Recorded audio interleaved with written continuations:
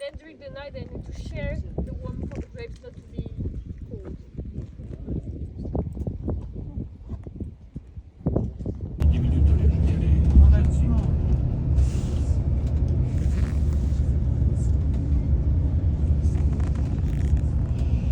Oh, beautiful. Alright, so we'll just stop for a few seconds. So if you're on the wrong side, you can just get up to take a picture if you want. Yeah. And thus you have here a water mirror in front, not really a pool. Underneath you have semi-buried cellar, so it's quite interesting to visit the cellar. You feel like you're a little bit underwater. We have a modern architect, Mr. Gastin, that worked on the cellar that you see on the right. Symmetrical little dungeons that you have here. And this one is quite interesting and important to have them here, and very good for the Cabernet Sauvignon, as it is keeping all of the heat and reflecting it on the grapes when it's the very recent time and when the berries starting to ripen. Just as I said, we escaped the frost. Now we have the flowering, the very soon afterwards during the summer, and then the harvest till the end of September. Depending on the requirement of the appellation, we can do manual or mechanical harvest. It will not affect the quality of the wineries, but it will affect your money for sure. It's way more expensive to have a manual harvest. We do need a lot of people to work in the vines, and it's not that easy to find people around. Especially after the COVID, people realized it was a difficult job. So you have now mostly people from Spain or Portugal or East Europe that will come to work in the wineries.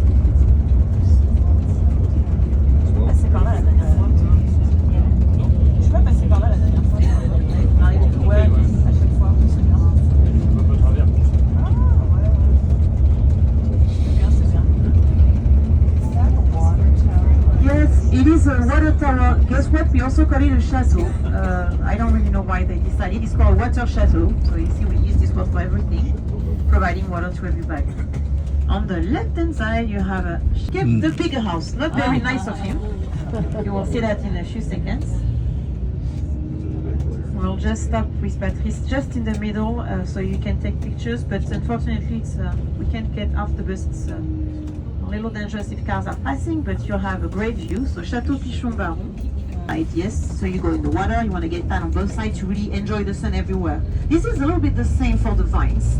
You want them to have as much sun exposure with the leaves, so you will attach the wires specifically on both sides of the vines to make sure that they grow in a specific way, but also to make sure that they don't have too much sun, so the leaves protect a little bit the grapes like a hat, if that makes sense. In this little tower that you see on the side over there, and our first Grand Cru Glacé, of course. So a big family, the Rothschild.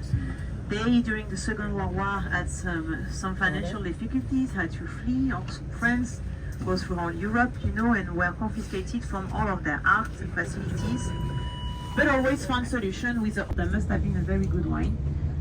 They don't do the same when I come here. That's kind of weird. I'm quite offended, of course. But that's the specificity of Mouton Rothschild. And aside from our winery, they have, of course, their beautiful French garden. The difference between the French and English garden, the French garden is Versailles à la française, quite worked on, as you can see, with the gold star at the way at the bottom, and then English garden is a bit more wild. The star that you see at the way at the bottom with all of the crosses is also in relation to all of the sons of the Rothschild family. Their motto is depending on where they are, they always try to help each other. So from the First to the Second World War, when they have a lot of financial difficulties, with all of their assets, they were able to help each other, and then I guess survive in any type of economy. And so now it is still owned by the great granddaughter of Hampshire Rothschild, Philippine of Rothschild as well. That's also on the domain.